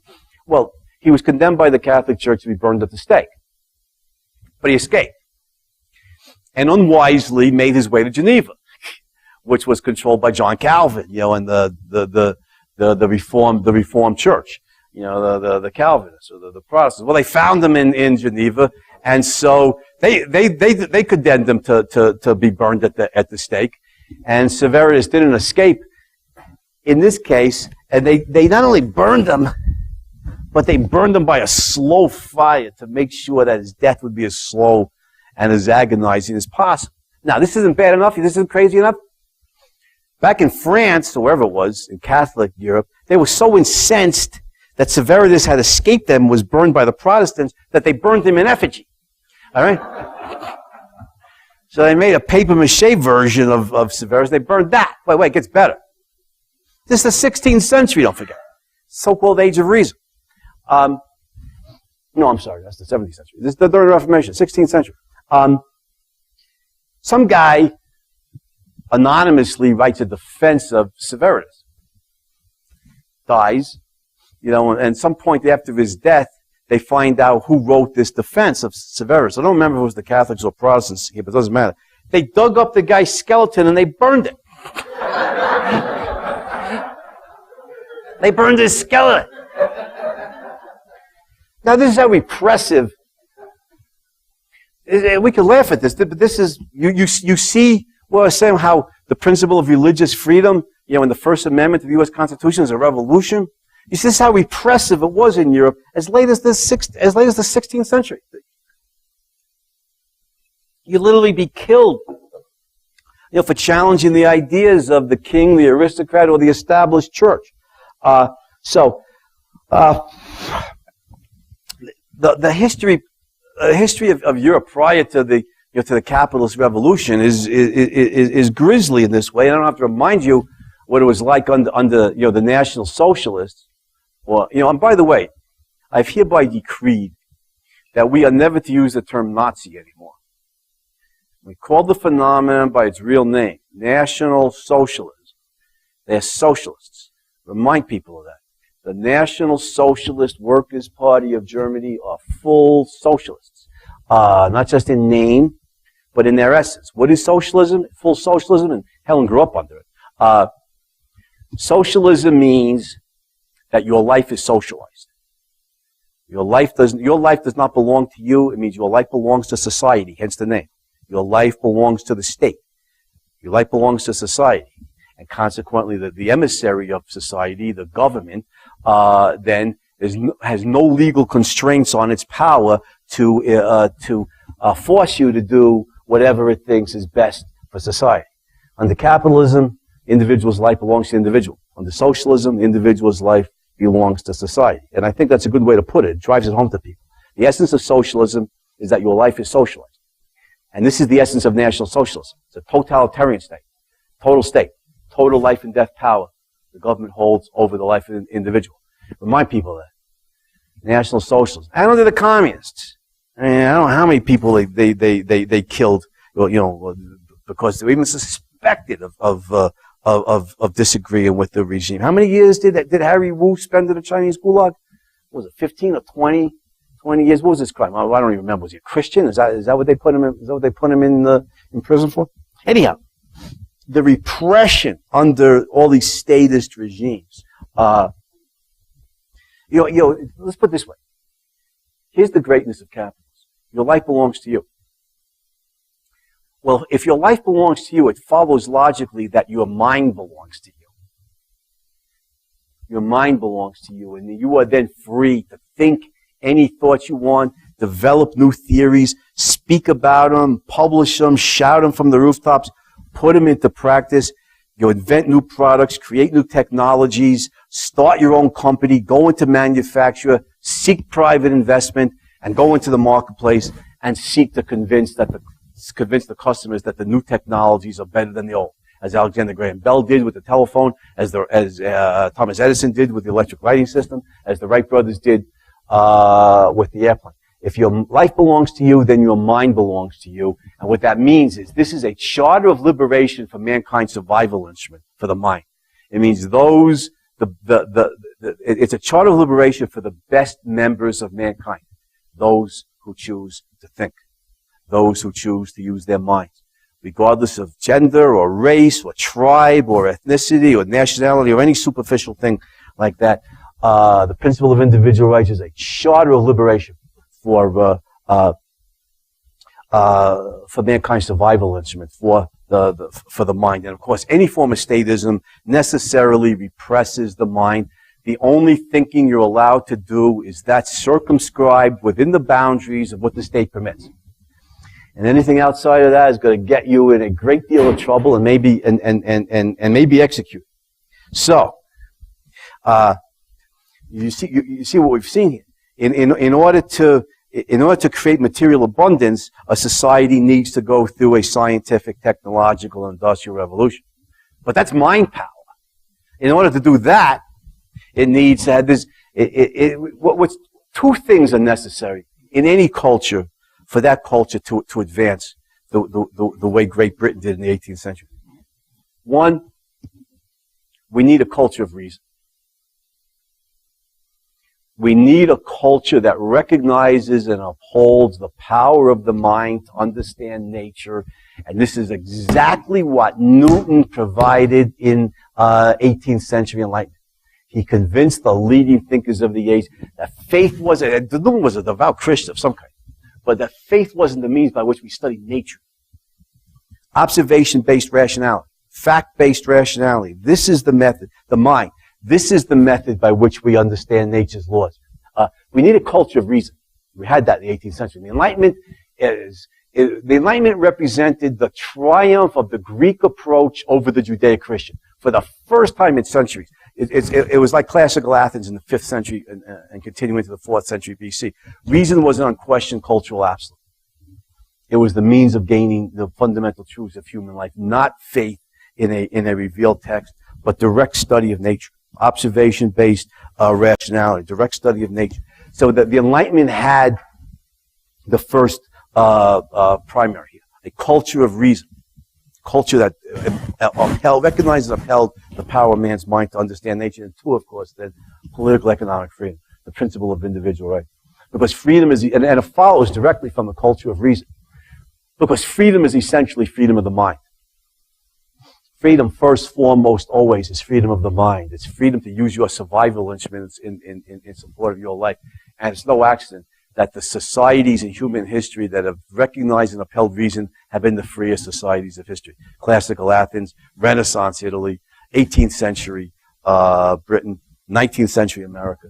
These are the cultures of reason that recognize and uphold the principle of individual rights. Now, at this point in history, so we're in the 19th century, British culture. And British culture, of course, includes its former colonies across the pond, right? In North America, as I wrote in Capitalism, Unbound, have no more copies, sold the last one today. If capitalism as a system could speak at this point, 19th century, if the system could speak, it would have bellowed proudly, well, you ain't seen nothing yet. Let's cross the pond to North America, baby. Because you ain't seen nothing yet. Let's go to America. The country that Ayn Rand emigrated to in fleeing from the communists, escapes to America, already past the heyday of American freedom by the time she arrives here in 1926. But, of course, Ayn Rand is fighting to change that, isn't she? Reestablish freedom in American society. Now, if the mind is the source of wealth, as Ayn Rand shows us in Atlas Shrugged, and the mind requires freedom, then it stands to reason that the freest country should be the wealthiest. What's the freest country? Now, I've argued in my books that the United States in the late 19th century, especially in the northern states, post-Civil War, the 13th Amendment ends slavery in the United States, that abomination of human life that still, I was going to say flourish, I don't know if slavery flourishes, but still widespread in large parts of the world. North Korea, Sudan, other places, it's horrible. It's a horror in human life. Certainly in the United States, never had any place in a society based on individual rights. Finally abolished in 1865. In the northern states, there's no, following that, there's no Jim Crow laws, there's no legally enforced racial segregation. Late 19th century America is the closest any human society has ever come to fully and consistently upholding the principle of individual rights. there's some government initiation of force. Lincoln imposes the draft. There's the Sherman Antitrust Act, in the 1880s, the Interstate Commerce Commission. The government has some power to regulate the economy. Do you remember at the end of Atlas Shrugged, Judge Narragansett is editing an ancient document, the U.S. Constitution. He writes a clause, Congress shall pass no laws abridging the freedom of production and trade. Yeah, well, that's what's necessary. But late 19th century, northern states of the United States, the freest country of history, which means that the initiation of force against the men of the mind is at its historic all-time low. The U.S. government protects individuals from private criminals, and the U.S. Constitution protects private individuals from the government. The initiation of force against the men of the mind is at its historic all-time low. The mind is freer in 19th century America than it's ever been any time before or since. 19th century America, that's ever been before or since, ever. So we should expect an extraordinary outpouring of genius, right? Well, let's look at it. We're not going to get much help from the American historians. How do they refer those freaking commies in the universities? How do they refer to late 19th century America? They call it the Gilded Age, right? They borrow a phrase from Mark Twain. They call it the Gilded Age, as if meaning that it looks gold-like on the surface, but underneath it, it's corrupt and fraudulent, and the leading industrialists are gaining money by exploiting workers and bilking customers and by fraudulent methods. Over and over and over again, the American historians have referred to this as the Gilded Age. Well, as a philosopher, I've had to take it upon myself to correct them. So, extraordinary outpouring of genius. Well, let's start in the field of technology, which is America's specialty. Thomas Edison, 1847 to 1931, greatest inventor of human history. Phonograph, electric light, power station, 100 other things. Edison invented and perfected. Edison, of course, was extremely commercial in his outlook. He tailored his inventions to the marketplace. He wanted to make money, and he did, even though he blew a lot of his money on various unsuccessful ventures. When he retired in the early 20th century, he was worth $12 million, which was a lot of money back then, 100 years ago. Hell, I'll take it today. Right? But the electric lighting system, of course, is a magnificent creation of the human mind. I mean, he's electrified, all over the world now. People benefit from, the immense benefits from the electric light. And of course, in Anthem, Ayn Rand showing us equality, 7.252, I always forget the numbers. But, Thomas Edison of the future, who living under some kind of collectivist totalitarian state, reinvents the electric lighting system. Alexander Graham Bell, 1847 to 1922. Now, Bell, of course, a Scottish immigrant to the United States, patents the telephone. 1876, I think. Remember his famous lines to his research assistant, Thomas Watson? Mr. Watson, come here, I need you. Remember that. Now, a year or two later, there was only a few thousand telephones in operation, and nobody, including Bell himself, saw any commercial value. So according to what I've read, and I've been able to verify this, Bell went to Western Union, the high-tech company of the day, the telegraph company, and offered them full patent rights to the telephone for $100,000. Now, $100,000 in the 1870s was a good deal of money. For full patent rights to the telephone? I don't think so. You know. Anyway, I said before that Carnegie did what so few people are able to do. He saw the future. Well, the suits at Western Union, and they're not schmucks. These guys are engineers. These guys are, are the high-tech. This is the high-tech company of the day. The corporate executives at Western Union do not see the future. They turn Bell down. They say the telephone's a toy, has no commercial value. Well, fortunately for Bell and for us, his father-in-law, Gardner Green Hubbard, saw extensive commercial value for the telephone. On his son-in-law's patent to the telephone, founded Bell Telephone Company, which morphs eventually into the telecommunication giant AT&T, and which makes Bell the wealthiest inventor of the 19th century, even more so than Edison. your full patent rights to the telephone will do that. You know, and a few years later, the head guys at Western Union come to Bell and offer him $25 million for full patent rights to the telephone, at which point it's Bell that says, no, thank you.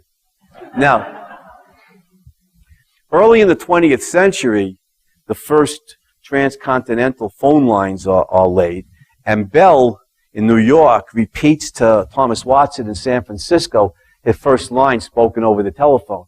Mr. Watson, come here, I need you. And Watson's response was, it would take a week now. You know? even with the creation of a transcontinental railroad by such railroad geniuses as Edward H. Harriman and James J. Hill, it would take days to get across the country from San Francisco to New York. So, creation of the skyscraper, I mentioned before. Chicago fire destroys much of Chicago. Chicago may well have been in the late 19th century the most commercial city in the world. The belief was that everybody in Chicago came there because they wanted to make money. And once the city had burned down, there was the technology in the 1870s, 1880s. The technology now existed to build skyscrapers. One, Carnegie was mass producing steel, making it skyscrapers affordable. Two, Elisha Otis, the inventor, American inventor in New York, had applied steam power to the invention of the elevator, Otis elevators, which he's still using today, which means you could easily go up and down in the skyscraper. And with the technology available, remember Henry Cameron's dying words to the young Howard Roark. Watch the plastics industry, Howard. You know, watch the light and metals industry, Howard. You're going to have to show these fools what possibilities, you know, the human brain has created for them. You remember Rourke's rules of design? He tells the dean the materials, right? The materials, the site, the purpose. What's the point, he says to the dean, of having steel and concrete, and this is replicated in the designs appropriate to wood? Steel and concrete enable us to build whole new kinds of structures, including skyscrapers. We can now build up. Steel and concrete enables us to do that. Well, with that technology, in the 1870s and 1880s, the American engineer William LeBaron Jennings, he designs the first skyscraper. His brilliant student, Louis Sullivan, who I said before, Ayn Rand modeled Henry Cameron after, becomes known as the father of the skyscraper. Builds any number of important buildings in Chicago in the late 19th century. By the way, what year was that? 1876, I think it was. We'll get to John Robley in just a minute. The design and construction of the Brooklyn Bridge, great perfection of the suspension bridge. You read John McCullough's book on this, The Great Bridge, the saga, you know, of the Robley family to bring the Brooklyn Bridge into creation. There's an artist's rendition from the Brooklyn Tower looking west across the East River into Lower Manhattan, 1876. The tallest structure in New York City in 1876, Trinity Church. This is right on the cusp of the skyscraper revolution in New York City, which is being born at this point in Chicago. But also, the American sense of life creates the term skyscraper. The Chicago Tribune on January 13th, 1889, had an article entitled "Chicago Skyscrapers," which is probably the first use of that term in print. And it's like it really captures the American sense of life, doesn't it? Remember the story of the Tower of Babel? You know, they were punished for wanting to, build structures so high that they scraped the belly of the sky. Well, the Americans do it. They're proud of it. They call them skyscrapers. All right. John Roblin, who I mentioned, Roblin is a German immigrant, studied philosophy at the University of Berlin with Hegel. God help him. But a brilliant engineer and businessman. Roblin had a factory in Trenton, New Jersey, in which he created iron wire. He was a multi-millionaire in the 1850s. He was probably one of the first millionaires. And even though, notice the way it affects the economic developments affect the language. I don't even know the answer to this question. When did millionaire come into the English language? An educated guess would be 19th century United States. The first millionaires, I think, were American businessmen. Vanderbilt, Astor, Roebling, people like that.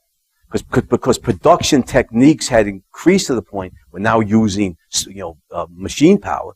Production techniques had increased to the point where wealth creation was vastly increased. And now it was possible for somebody to produce so much wealth that you got millionaires. And in the 20th century, we saw the coining of the term billionaires. I think John Paul Getty, Rockefeller was probably the first billionaire. But, people like John Paul Getty, and in the oil industry, we saw, again, the productive techniques and the technology increased to the point where so much wealth could be created that somebody could be worth, in the 19th century, millions of dollars, and then in the 20th, billions. I always tell my students to talk about feudal times. The feudal aristocrats were wealthy relative to the standards of the day. What does that mean? So the Duke of Westminster, wants to, what's the next town over? Broomfield? All right, so the Duke of Westminster, notices that the Duke of Broomfield has wealth that he wants. What does wealth mean in the 8th century? I don't know. Maybe the Duke of Broomfield has a herd of goats, And so he's wealthy relative to the standards of the day. So he drafts all his serfs into the army, invades Broomfield. The Duke of Broomfield drafts all his serfs into the army. They get to fight. Whoever wins gets the goats, and gets wealth by plunder. I mean, these guys, the aristocrats, European aristocrats in the Middle Ages weren't as wealthy as you or I. Never mind millionaires or billionaires. So it's fascinating how the advances in economic production made possible by mind power and the freedom of the mind, causes the coining of these new terms in the language. Now, moving on. John Roebling's dates 1806 to 1869. Not just a great businessman,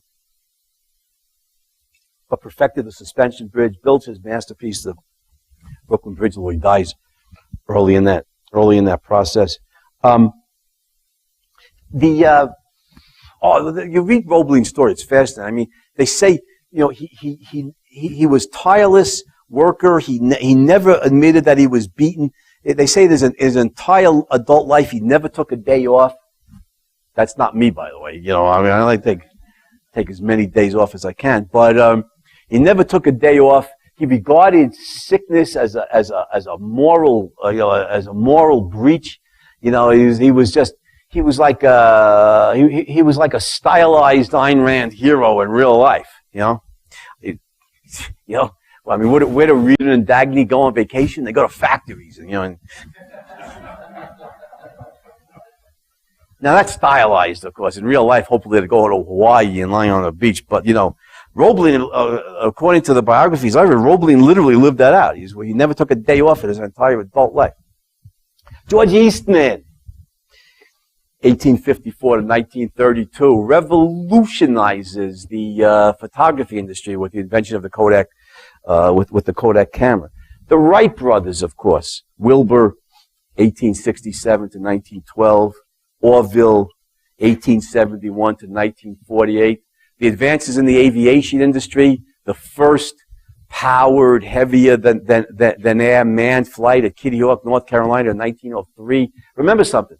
The Wright brothers, self-educated bicycle mechanics, in the late 1890s, studying the principles of aeronautical engineering on their own, and of course, are responsible for that breakthrough in aviation. I think it was something that's absolutely amazing. December 1903, Kitty Hawk. July 20th, 1969. What? The Eagle has landed. Right? Apollo 11. Lands on the moon. That's less than 66 years the Americans went from Kitty Hawk to the moon. This used to be a great country, man. This used to be a great country. And that was even with the intervention of all these world wars caused by the freaking Europeans. So the Americans had to intervene in World War I. And then, of course, the National Socialists and their allies in Japan want to take over the world, so the entire American industrial capacity devoted to weapons of war, right? Not the consumer goods, but the weapons of war. And how many Americans fight and die, who could have been working productively? How many? You think about it, the slavery and the endless wars and the crime and the ongoing oppression of women.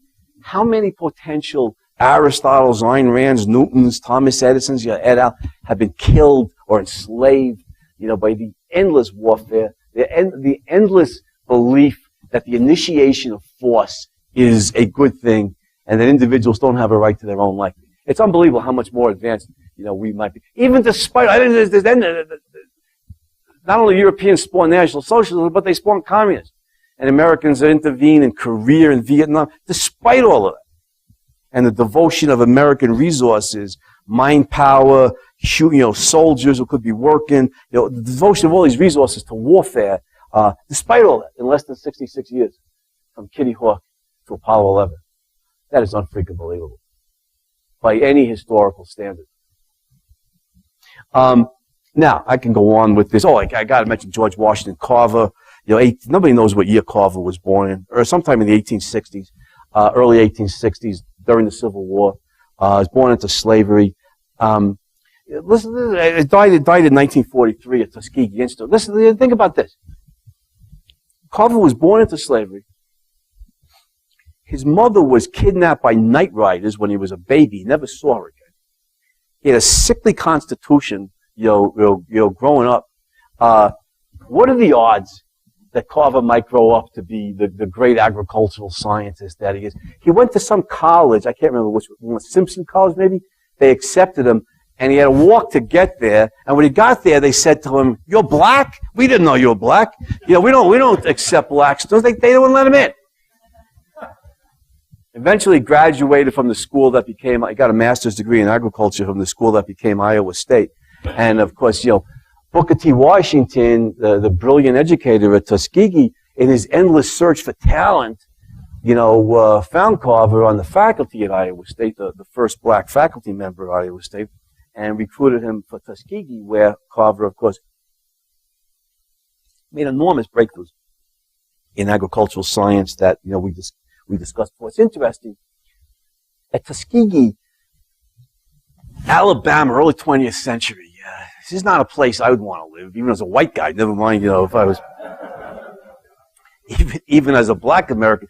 But the interesting thing is that the racists who controlled the state legislatures, the only good thing about it is they basically didn't give a rat's you-know-what about the education of black children. So they just left Booker T. Washington alone at Tuskegee Institute to seek, outside, private investment and everything. And it was a policy of basically of laissez-faire by neglect. Basically what it was. It was basically laissez-faire by neglect. But at least it was, whatever their motives were, at least it was laissez-faire. Booker T. Washington able to get, find private investment. Carver left alone to make his breakthroughs in agricultural science. Now, a few more examples, because I know we're running out of time. We can't go without mentioning Henry Ford, 1863 to 1947. Now, in the late 19th century, guys on both sides of the pond were tinkering with automobiles. Ford doesn't make the first automobile. But it was a rich. The automobile in the late 19th century was a rich guy's toy. They raced it for fun, and nobody saw any commercial value for it. Again, Ford did what's so hard to do. He saw the future. He recognized, like Carnegie did, and like the guys at Western Union did not, and like Bell's father-in-law, Gardner Green Hubbard, did. He saw that automobiles were going to replace horse and buggy as a means of personal transportation in the United States. And he was determined to be the first to market. In the late 1890s, according to the stories I've read, he built the Model T in a rented garage, and then had to knock the wall down with an axe to get to drive the car out. Well, eventually, I think he made enough money to pay the owner of the garage back.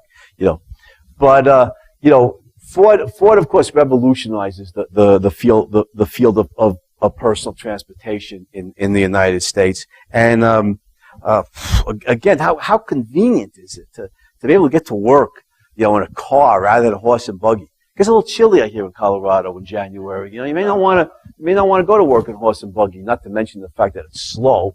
With an automobile, it greatly expands the range of where you could live and still get to work. Now, let me wrap this up because I've been focusing on technology, but Germany is often referred to as the land of poets and philosophers. Well, if that's the case, the United States is the land of inventors and innovators, right? And it needs to be known as such. And it's some kind of sin that we don't have a national holiday named Inventors Day. And I sent a letter to the U.S. Congress telling them that we need that Bernstein has stipulated. We need a national holiday for Inventors Day. And I even recommended Thomas Edison's birthday. They don't listen to me. But that we have a holiday for Labor Day, which basically glorifies the labor unions and manual labor. It's essentially a Marxist holiday. And we don't have a holiday for Inventors Day, Innovators Day, Entrepreneurs Day, Men of the Mind Day. It's some kind of national crime. We have to remediate that. Even Charles Beard, the American historian, who's generally no friend to capitalism, points out that every year, from the end of the Civil War in 1865 to the turn of the 20th century, the United States saw some tremendous achievement in applied science. The culture of reason, the nation of the Enlightenment, founded on Enlightenment principles by the revolutionaries who founded the country were the leading minds of the American Enlightenment, right? Benjamin Franklin, the greatest scientist, the greatest American scientist of the 18th century. Thomas Jefferson, all-around genius. James Madison, who Thomas Jefferson called the greatest man in the world.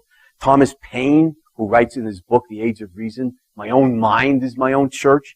The revolutionaries who founded the American Republic were the leading minds of the American Enlightenment. They held that Enlightenment principle that it was the application of mind power to practical concerns in applied science, technology, industry that would greatly improve living standards, man's earthly living standards. Nobody in the entire history of mankind has ever recognized that truth the way the Americans did. There's the more support for applied mind power in the fields of applied science, technology, and industrialization to greatly improve man's material conditions on Earth in America than any country in history. Technology and industrialization, applied science and technology to the Americans was like philosophy to the Greeks. It was just widely recognized and upheld. It's not that the humanities haven't flourished in the United States. They have. It's just that the flourishing of the humanities in this country has been overshadowed by the immensity of the advances in applied science, technology, and industrialization, of which I just gave a handful of examples. I have to point out Steve Jobs, too, right? His desire to make awesome stuff. How American is that, And of course, he succeeded. No, but I can't leave out the humanity. There's this ridiculous prejudice that the humanities don't flourish in the United States. That's ridiculous. First, a few examples. Because if the mind is mankind's tool of survival, and the mind requires freedom, if you need a culture of reason and the politics of individual rights, the late 19th century America had that more than any country in the world, and you would expect to see America flourish in every field, not just in applied science. Well, literature. 19th century America is a very young country and a tiny population. Look at the creation of one of the great bodies of national literature. In a matter of decades, we're talking Nathaniel Hawthorne, Edgar Allan Poe, Herman Melville, Walt Whitman, Mark Twain, and Ralph Waldo Emerson, Henry David Thoreau, and continue into the 20th century with such giants in the field of the novel as Ernest Hemingway, William Faulkner, F. Scott Fitzgerald, and the still much underappreciated Russian immigrant, Alyssa Rosenbaum, or Ayn Rand, who, in my judgment, wrote the two greatest novels in the history of world literature, The Fountainhead and Atlas Shrugged, and I will stand by that till the day I die. Furthermore, not just in literature, but in the United States, Ayn Rand revolutionized our understanding of philosophy with the creation of objectivism. And it's only today 30 years after her death, that American philosophers are just starting to recognize her accomplishments. You're starting to see Ayn Rand get studied, the philosophy, not the literature. The English professors and the literary critics, they will literally, no hyperbole, they will literally be the last creatures on earth to recognize Ayn Rand's true stature as a novelist. They will literally be the last. But give the philosophers some credit. At least they're starting to recognize the immensity of Ayn Rand's achievements in the field of philosophy. In America, what would have happened to her in the Soviet Union? Well, she would have kept her mouth shut, or she would have been in a gulag, in a heartbeat. Now, psychology. Psychology is a 19th century development. Two people. William James in America, Sigmund Freud in Vienna. James, of course, revolutionizes the field of cognitive or experimental psychology. Freud, the field of clinical psychology. William James, I forgot Henry James, his brother, great novelist. William James, an MD from Harvard, never practices medicine. The study of medicine fascinates him by the workings of the human brain and cognition. In the 1880s, he opens the world's first research laboratory in psychology. In 1890, he publishes his massive 2-volume Principles of Psychology, maybe the greatest book ever written in the history of psychology. Really pioneers the field of cognitive or experimental psychology.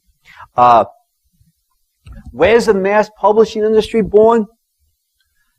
Turn of the 20th century United States. New York City remains the world center in publishing. And in America, you could write a book on any topic you want, and you could get it published. Even Ayn Rand could get published, no matter how far outside the mainstream you were. And today, that's especially true. The technology. I mean, if one of the dinosaurs in New York doesn't want your book with its have revolutionary ideas, and even the small presses around the country don't want it, the technology makes desktop publishing means you could publish the book yourself. You could sell it on that great American company, Amazon, which prides itself for selling every book published anywhere in the world. You could advertise it on that great American creation, Facebook. It's what the technology has made possible here for people who are outside the mainstream.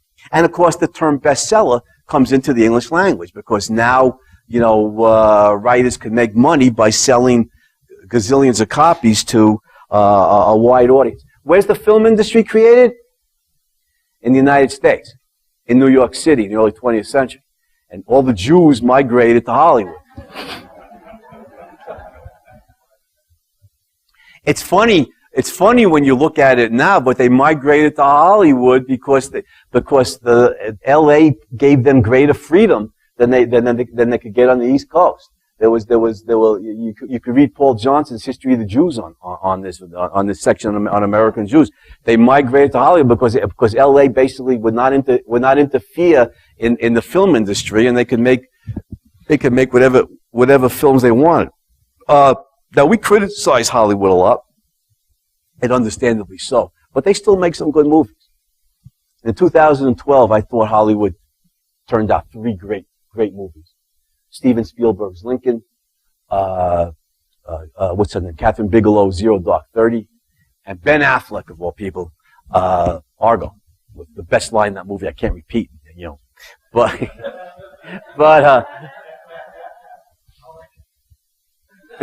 three great movies, and Hollywood turns out some good movies. Where the music industry get started? In the United States. And again, you see musicians, from Pavarotti with opera to various rappers and rockers become millionaires, selling music to millions of people. Notice again how innovations build upon innovations. Edison's invention of the phonograph, was foundational here. And later on, Marconi, who was not American, he was European. His father was Italian, his mother was English. But, invents the wireless radio in Europe. But where does Marconi go to commercialize the radio? He crosses the pond to the United States, and his patent for the American patent for the radio, RCA, is created, right? Radio Corporation of America. Radio, what are you going to do with it? It's great. What are you going to do with it? You need content. Well, one of the things you could do at the radio is you could play music, and of course that has become a staple, of commercial radio ever since. All kinds of music on the radio, and of course the development, of Edison's phonograph, turntables, eventually cassette players and CD players as the technology improved. And you see it become possible for musicians to make a great deal of money by selling music to the public. And of course, Steve Jobs takes that the next step with the development of iTunes.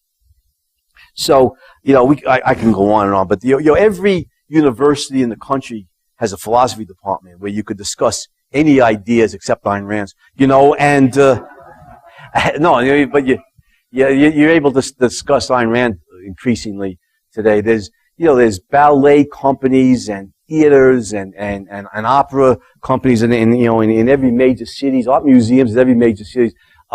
The humanities have flourished in the United States exactly as you would expect. They've simply been overshadowed by the immensity of the achievements in applied science and technology. I don't even get to the so-called robber barons, who I've renamed the productive geniuses. Discuss a little bit of Carnegie, Rockefeller. This means we'll close with this. It was discussing how innovations build upon innovations, and I use Carnegie as an example. Well, Rockefeller also. I mean, Rockefeller, at Standard Oil, Rockefeller equaled in oil what Carnegie did in steel. And they were compatriots. They lived at the same time in the late 19th century. Rockefeller mass-produced, in the refining end of the industry, oil so efficiently that he brought the price of all petroleum products down so low that what that meant is kerosene lamps, prior to Edison, it's what a country used to be. Prior to Edison electrifying the homes and cities, Americans moved from candlelight to kerosene lamps using inexpensive kerosene created by Standard Oil. And as one biographer of Rockefeller put it, studying and reading became nighttime activities for Americans for the first time. Rockefeller, even before Edison, in effect invented the night. I mean, there's other things you could do at night, in the dark, but which remain fun. But studying and reading, that's not too good in the dark or by candles. But Rockefeller's kerosene lamps, and eventually Edison's electric light, made that possible. Furthermore, going back to Henry Ford, you want to mass produce the automobile. You need the inexpensive steel made possible by Carnegie. You also need fuel. If gas is $4 a gallon, in 1900, given the American your living standards were not as high, a lot of people aren't going to be able to afford gasoline. But Rockefeller so inexpensively produced petroleum products, including gasoline. I don't remember what gas was at the turn of the 20th century. It was like 5 cents a gallon or something like that, maybe less in some parts of the country. That is probably less. Again, when I say innovations build upon innovations, the ability of Henry Ford to sell millions and millions of automobiles and to radically transform the way America, personal transportation America, was made possible in large part by John D. Rockefeller's immense mass production of petroleum products, and consequently bringing the immense creation of supply of petroleum products relative to demand for them, bringing the price down and making gasoline, amongst other things, affordable. So, I can go on, but let me. I said, who are the heroes responsible for the immensity of the wealth we take for granted? Well, I've gone through, some of them. There are others. I couldn't, get everybody in 2 hours, but these are some of the great heroes of capitalism. This is what should be taught in every high school and every university, not just in the United States of America, but around the world. This is what capitalism makes possible: a culture of reason and a politics of individual rights. Basically, the Greek, the Enlightenment, and the objectivist principles. This is what could be replicated in any country on earth, whether it's Cambodia, North Korea, the most brutally repressed dictatorship on earth, North Korea, Zimbabwe, Guatemala, doesn't matter. All any society needs in order to see the explosion of advances we saw in 18th century Britain and 19th century America is a culture of reason and a politics of individual rights. Thank you.